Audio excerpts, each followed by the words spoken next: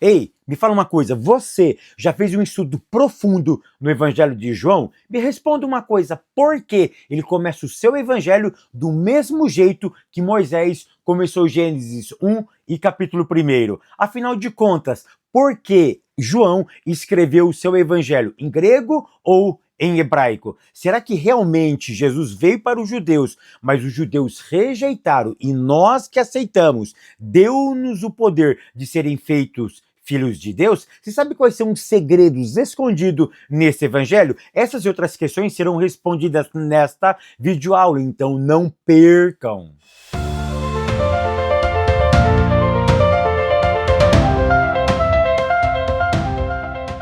A paz, queridos, que bom estarmos aqui novamente no nosso programa semanal da Escola Bíblica Dominical e hoje para começar uma nova série, é a segunda série de 2025, onde nessa série nós vamos estudar de forma profunda o livro ou o Evangelho do Apóstolo João. É isso mesmo, nós estaremos aqui por 3 meses estudando de forma profunda o Evangelho de João. Para quem não me conhece, eu sou o pastor Fábio Segantin. Se você é novo aqui no nosso canal, não perca essa oportunidade, porque aqui desse lado tem um botãozinho vermelho, clica nele e se inscreva, porque todos os dias tem vídeo novo no nosso canal. E se você for inscrito, o YouTube vai lhe avisar quando eu postar algo novo no nosso canal. E não esqueça também de curtir esse vídeo, deixar o seu comentário e de compartilhar, porque isso é muito importante para nós. Lição de número 1, que tem como título "E o Verbo se fez carne". Hoje nós vamos falar um pouquinho quem escreveu o Evangelho, aonde ele escreveu, porque ele sendo judeu, ele escreve em grego, mas será que ele escrevendo em grego, ele pensava em grego ou ele pensava como um judeu? É justamente essas nuances que nós vamos analisar aqui e eu vou falar um pouquinho realmente, porque ele começa o seu evangelho citando Gênesis capítulo 1, verso 1. É claro que não foi na íntegra, mas é muito parecido. O jeito que Moisés começa o seu texto, do jeito que o apóstolo João começa o seu texto. E afinal de contas, será que realmente Israel rejeitou a Cristo e nós entramos no lugar de Israel e passamos a ser chamado Filho de Deus? Ou seja, hoje nós vamos começar uma série profunda e eu vou ensinar segredos acerca do Evangelho de João. A minha primeira dica para vocês é: pega a sua Bíblia e leia todo o Evangelho de João. Todo o Evangelho de João você leia, porque isso eu tenho certeza que vai aprofundar, vai melhorar o seu conhecimento acerca do Evangelho, porque vai ser a nossa temática durante 3 meses. E o tópico 1 diz o seguinte: o Evangelho de João. Quem escreveu o Evangelho de João? Presta atenção, a Bíblia não deixa claro quem escreveu o Evangelho de João. A Bíblia não diz. O que nós temos são nuances de quem escreveu o Evangelho de João. Por exemplo, nós temos em João capítulo 13, verso 23, a seguinte expressão: ora, estava reclinado sobre o peito de Jesus um dos seus discípulos, aquele a quem Jesus amava. Mas quem era esse discípulo? O texto não diz de forma clara, a gente deduz que era o apóstolo João. Olha o que diz João capítulo 19, verso 35. E aquele que viu isso testificou, e o seu testemunho é verdadeiro. Ou seja, João estava presente na crucificação e testemunhou os eventos. Ou seja, de forma clara, olha o que João diz. E aquele que viu isto testificou. Viu o quê? A crucificação. Não temos prova clara, textual, de que ele está se referindo acerca dele mesmo. Mas tudo nos leva a crer que ele está falando acerca de si mesmo. Olha o que diz João capítulo 20, verso 30 a 31.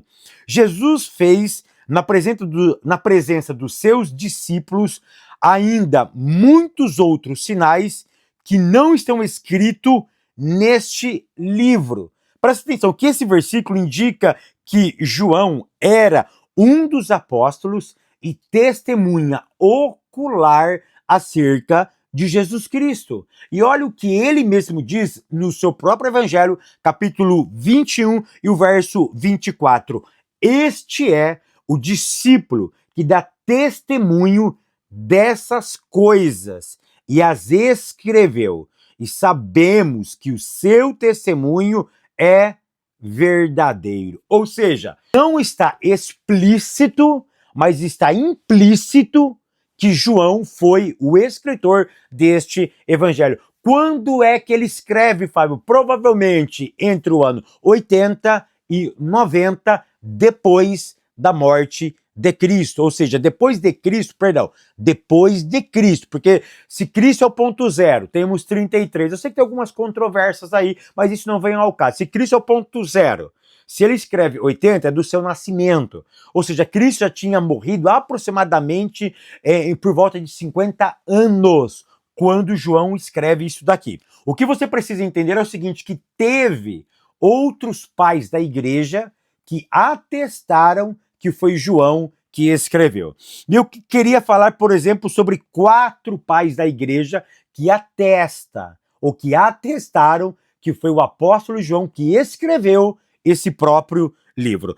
Olha que fenomenal aqui, ó. Irineu de Leão. Olha o que Irineu de Leão escreveu. Ele escreveu isso no livro Contra as Heresias. Olha o que ele disse. Depois disso, João, o discípulo do Senhor, aquele que também se reclinou sobre o peito dele, publicou um evangelho enquanto morava em Éfeso, na Ásia. Irineu, ele foi discípulo de Policarpo, então ele escreve isso. Irineu, ele nasce no ano 130 e morre no ano 202, ou seja, foi um contemporâneo de João.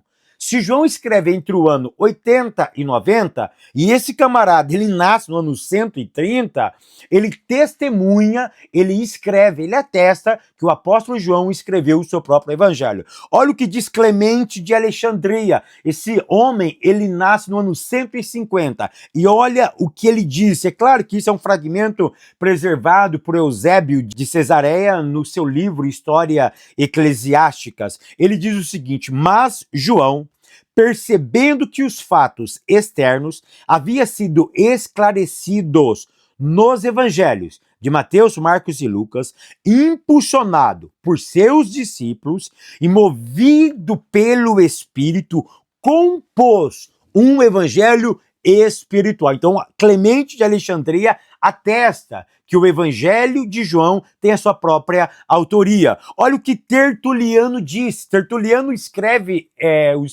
ele nasce no ano 155. Você consegue perceber que é muito próximo de João? É muito próximo, é muito recente. Então, nós temos que dar credibilidade naquilo que esses homens escreveram. E olha o que Tertuliano diz. Nós, porém, nos foi entregue pelos apóstolos este ensinamento.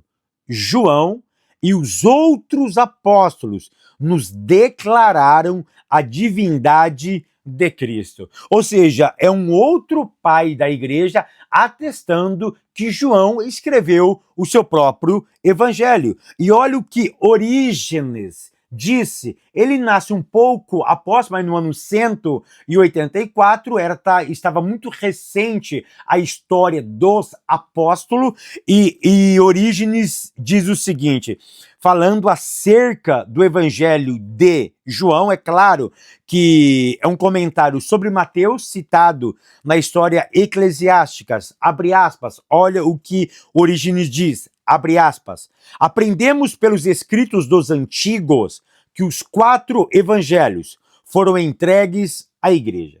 O primeiro foi escrito por Mateus, o segundo por Marcos, o terceiro por Lucas e, finalmente, o quarto por João, que se reclinou no peito do Senhor Jesus. Ou seja, então eu quis mostrar para vocês que, biblicamente, não tem um texto claro, dá indício, mas os pais da igreja atestaram, tá? Aqui eu citei apenas 4, poderia citar outros que atestaram a veracidade sendo João esse autor. Eu entro no ponto 2. Por que João escreveu? Anota aí. Ele escreveu por causa de dois motivos principais. Quais eram? Primeiro, apresentar Jesus. Mas como ele queria apresentar Jesus? Então, eu vou apresentar ele como? É claro que João tem uma proposta, e a proposta de João é apresentar de duas formas. Apresentar que ele é divino, mas que ele é humano. Então, a temática de João é apresentar o Cristo na expectativa, na esfera, no viés, no óculos do divino.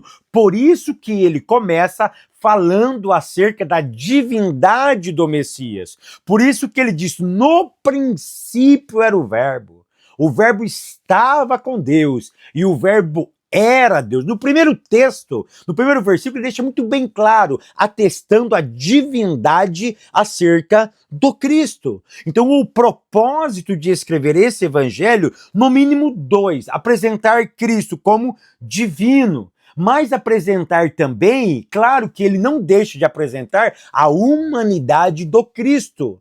Agora que ele apresenta esse ser divino, porque os outros evangelhos apresentaram, deram ênfase à humanidade do Cristo. Embora João começa pelo divino, mas apresenta que o divino se materializa no humano e vive entre nós. Por isso que no verso 14 ele usa a expressão "e tabernaculou entre nós". Se você não sabe, a palavra tabernacular é um verbo hebraico, vem da palavra suká. Isso aqui são algumas nuances que você precisa aprender. Eu quero lembrar para vocês que eu já coloquei aqui embaixo. Você quer aprender mais da Bíblia Sagrada? Se quer aprender a interpretar como eu interpreto a própria Sagradas, eu já lancei a maior escola de interpretação bíblica do Brasil. É isso mesmo. Eu criei a maior escola de interpretação bíblica do Brasil, e nessa escola nós vamos juntos ir para um próximo nível espiritual, um próximo nível de interpretação. E eu estou convidando você, o meu aluno, você que me acompanha, que confia em mim, eu quero convidar você a fazer parte da maior escola de interpretação bíblica do Brasil. Se você deseja se aprofundar um pouco mais na Bíblia Sagrada, eu vou deixar aqui embaixo o link, tá? Você vai entrar no grupo do WhatsApp e lá eu vou dar mais orientações de como você pode ingressar na maior escola de interpretação bíblica, e você não pode ficar de fora, porque lá, juntos, eu e você, vamos realmente acessar um próximo nível de interpretação das Sagradas Escrituras. E qual era o segundo propósito do Evangelho de João? Apresentar que esse ser divino, que se materializa, ele tem a capacidade de salvar o homem do pecado. Para isso, ele apresenta então agora a natureza do Cristo. E Cristo então é apresentado de duas formas. Ele é apresentado a forma humana e a forma divina. João não deixa de lado, João não deixa de apresentar a forma humana do Cristo. Por quê? Porque ele era plenamente homem, plenamente divino. João mostra que ele já estava com o Pai, que lá na criação ele já estava com o Pai. Mas ele não deixa de citar que esse ser que estava lá, agora está aqui. Por isso que ele usa a palavra tabernacular. Tabernacular é a festa judaica Sukká. E por que Jesus usa esta expressão? Lá na escola de interpretação a gente vai descer um pouco mais profundo nessas interpretações bíblicas que são realmente profundas. Eu te espero lá. Aí ele está entre nós. Agora que ele está entre nós, ele vai viver como nós. Tão verdade é que João atesta o quê? O seu nascimento, atesta o seu batismo, atesta a sua morte. Ou seja, ele era plenamente homem, porque ele como homem, ele podia salvar como homem.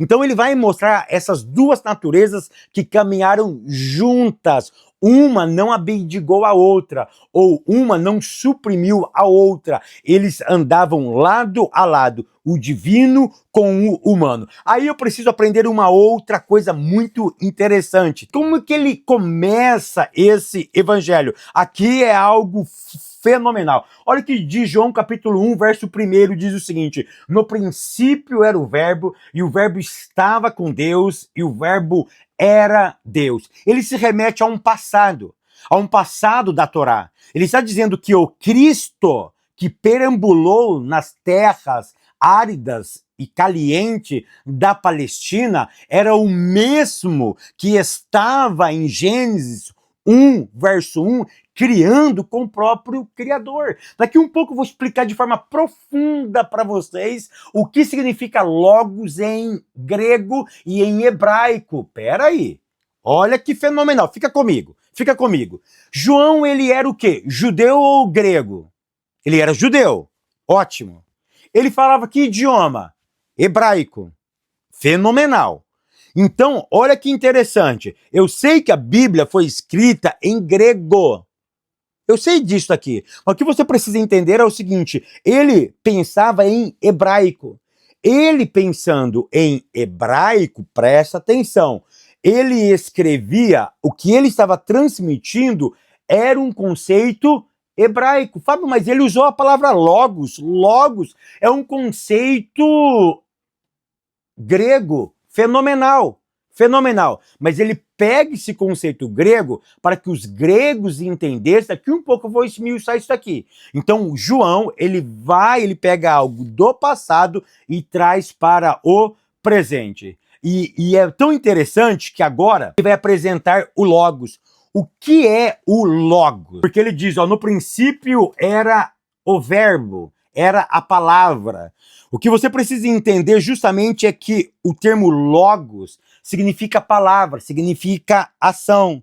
Mas logos também tem a ideia de um ser que é o intermediário enquanto Deus está fazendo. Então presta atenção, logos era um conceito grego que eles acreditavam que era o intermédio na criação de Deus. Enquanto os deuses estavam criando as coisas no mundo grego, o Logos estava atuando. Os deuses criavam as coisas pelo Logos.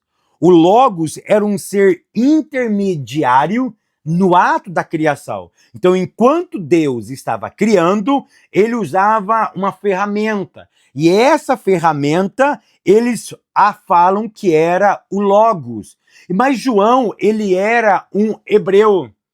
E João, como um hebreu, ele vai se usar de algumas palavras. Olha que fenomenal, tá? Olha que fenomenal. Ele estava escrevendo em grego, mas pensando em hebraico. E aqui eu quero trazer para vocês 3 palavras em hebraico que tem a equivalência de logos, mas que é muito mais profundo do que o termo logos. Então, quando João escreve, no princípio era o logos, e o logos estava com Deus, e o logos era Deus, ele estava dizendo o seguinte: o Deus estava criando, mas tinha um intermediário. Presta atenção, Deus cria, olha Gênesis capítulo 1, verso 1, no princípio criou Deus os céus e a terra. Em João ele diz, no princípio era o verbo estava com Deus, e o verbo era Deus. João está nos atestando que enquanto Deus criava, tinha um intermediário, alguma coisa que intermediava na criação. E João vai atestar que esse intermediário é o Cristo. E aqui eu quero salientar 3 palavras em hebraico. A primeira palavra é davar. Davar não é um som que você emite. Por exemplo, eu não estou falando, o meu microfone está captando o meu som. O que sai aqui da minha, essa vibração, por exemplo, eu estou abafando o meu som. Eu posso abafar o meu som. Eu vou abafar Por quê? Não está saindo som, vibração. Essa vibração é palavra, é um som. Mas quando usa a palavra davar em hebraico, davar não é simplesmente um som, mas é uma força ativa, é algo que se move, é algo que se movimenta e faz as coisas existir. Por exemplo, olha o Salmo 33, verso 6. Pela palavra do Senhor. Ó, pela palavra, é o davar. Pela palavra do Senhor. Você consegue entender que essa palavra é o intermediário? Olha o que diz lá em Isaías. Tá, que nenhuma palavra que sai da boca de Deus volta vazia. Que nenhuma palavra, que nenhum davar é um intermediário. É alguma coisa que sai de Deus, ok? E que faz aquilo que lhe apraz. É o davar. Uma outra coisa que talvez aqui eu acredito que era o pensamento mais próximo de João, ele estava usando uma outra palavra em hebraico, o menra. Presta atenção. Isso lá na escola de interpretação nós vamos debulhar isso daqui, tá? Menra não é hebraico, na verdade é aramaico. O que é o Targum? Presta atenção. O Targum é a Bíblia, o Antigo Testamento, traduzido no aramaico. Então, o que é o Targum? É o Antigo Testamento traduzido do hebraico para o aramaico. Olha como o Targum descreveu Gênesis, capítulo 1 e o verso 1. O Targum diz o seguinte, a nossa Bíblia diz o seguinte, no princípio criou Deus os céus e a terra. O Targum diz o seguinte, no princípio, através da menra do Senhor, foram criados todas as coisas, os céus e a terra. Ou seja, na cultura judaica, eles já tinham um entendimento de enquanto Deus estava criando, ele usou um intermediário, ele usou o que o Novo Testamento chama de logos, o Targum chama de menra. Menra, em aramaico, significa palavra, ou seja, o menra não era simplesmente apenas a palavra, mas era uma força, mas era algo ativo que enquanto Deus declarava, e esse menra que fazia as coisas acontecer. É por isso que diz no Targum da seguinte forma, no princípio, através da menra do Senhor, foram criados os céus e a terra. Olha o que diz Gênesis capítulo 15, verso 6. Abraão creu no Senhor, e isso lhe foi imputado como justiça. No Targum, que é a versão do hebraico para o grego, está escrito assim. Abraão creu na menra do Senhor. Olha que fenomenal. E isso foi lhe imputado como justiça. Muitos judeus vão dizer que esse menra é o Logos. Esse menra é Jesus. Olha que fenomenal. A tradução do Targum diz, no princípio, através da menra do Senhor, foram criados os céus e a terra. Porque João vai nos atestar que no princípio era o verbo, era a palavra, era o menra. O menra estava com Deus criando, e ele é o próprio Deus. Ou seja, João está usando um artifício da tradição judaica para nos atestar que Cristo estava na criação. Por isso que, se ele estava lá, ele pode nos salvar. Se ele estava lá, ele é o próprio Deus. Por isso que ele se humaniza, ele tabernacula, ele mora entre nós e literalmente, então, ele passa a habitar em nós. Olha o verso 2, João capítulo 1, verso 2. Ele estava no princípio com Deus, ele estava no Bereshit. Olha que fenomenal. Todas as coisas foram feitas por meio dele, por meio. Ele era o meio, ele era o intermediário. Eu vou ler de novo o Targum, especificamente o Targum Neofite. Diz o seguinte, no princípio, através da menra do Senhor, foram criados os céus e a terra. A menra era o agente criador de Deus. E João vai dizer que o menra estava lá e todas as coisas foram feitas através por meio dele. Se ele tem um pensamento judaico e escreve de forma grega, é óbvio que ele estava se referindo ao menra do Senhor, que para nós é a pessoa de Jesus de Nazaré. Isso fica muito claro aqui. Aí eu entro no ponto 3, a encarnação do verbo. Ponto 1, a manifestação do verbo à luz do mundo. Querido, você achou isso profundo? Você imagina a escola de interpretação. O que nós juntos vamos fazer nessa escola de interpretação? Você realmente vai para um outro nível de interpretação. Ponto primeiro, a manifestação do verbo e a luz do mundo. Olha que interessante, ele nasce como humano, vive como humano, morre como humano, mas é rejeitado como divino. O problema do Cristo não é o Cristo humano, é o Cristo divino. Porque aí fica muito claro que não tem nenhum problema para nós aqui a humanidade do Cristo. Cristo realmente não é uma ilusão de ótica, tudo aquilo que nós já vimos no último trimestre, sobre as heresias acerca da pessoa de Cristo. João deixa muito claro, João vai narrar que Cristo chorou, ele vai narrar a problemática do Cristo, ele vai narrar que Cristo sofre, ou seja, ele vai narrar a humanidade do Cristo, mas ele atesta a sua divindade. E é tão interessante que um dos versículos mais conhecidos de João é o capítulo 1 e o verso de número 12, que eu quero ler com vocês. Olha o que diz João capítulo 1, verso 11. Veio para o que era seu, mas os seus não o receberam. No entanto, a todos quanto o receberam, aquele que creem no seu nome, deu-lhe o poder de serem feitos filhos de Deus. Querido, lá na escola de interpretação eu vou ensinar vocês a interpretar esse texto. Mas olha, tem um gostinho dessa interpretação aqui. Cuidado! Aonde está escrito aqui, ó, vou ler de novo. Veio para o que era seu. Pastor, são os judeus. Quem é que te disse? Por isso que você precisa estudar na escola de interpretação bíblica. Você precisa interpretar a Bíblia de forma correta. Aonde está escrito que Jesus veio para os judeus aqui? Me mostre nesse versículo que diz que Jesus veio para os judeus. Irmãos, olha aqui, ó, presta atenção. Vamos ler com calma.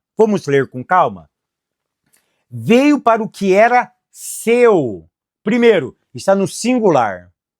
Ah, mas é seu povo. Não. Olha que fenomenal. Veio para o que era seu. Mas os seus não o receberam. Pegou aí? Já pegou? Primeiro está no singular. Depois está no plural. Veio para o que era seu. Mas os seus não o receberam. Presta atenção. O João está mostrando o propósito da vinda do Messias. Aquele que estava na eternidade, ele está entre nós agora. Ele é um de nós. Então João está dizendo o seguinte, ele veio para quê? Uma das interpretações que eu gosto é a seguinte, como está no singular, vou ensinar aqui vocês a interpretar, mas lá na escola a gente vai degustar e você vai ter a oportunidade de ter encontros ao vivo comigo, perguntar ao vivo comigo. Olha aqui, ó, e veio para o que era seu. O que era seu? O seu propósito. Então poderíamos ler esse texto o seguinte, e veio Jesus para o seu propósito, e veio para o que era seu, mas os seus não receberam o seu propósito. É isso que Jesus está nos atestando. A ideia não é que ele veio para os judeus, mas os judeus rejeitaram. Não, ele veio para o que era seu. Isso é singular. Esse propósito é só do Cristo, mas os seus não o receberam. Aí sim, você pode interpretar que são o povo de Israel, mas os seus.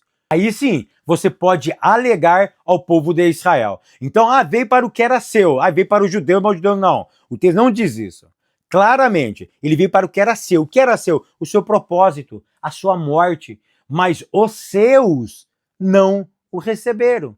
E todos que receberam, deu-lhe o poder de serem feitos filhos de Deus. Vocês entenderam a importância de estudarmos de forma profunda a Bíblia Sagrada? E é isso que você vai ter o privilégio de aprender justamente comigo. Ponto terceiro, a manifestação e a habitação do verbo. Eu amo o capítulo 1 e o verso 14 de João. Eu quero ler com vocês, eu quero terminar a aula lendo esse texto. Olha o que disse. E o verbo o Menra, o Logos, se fez carne, ou seja, se humanizou.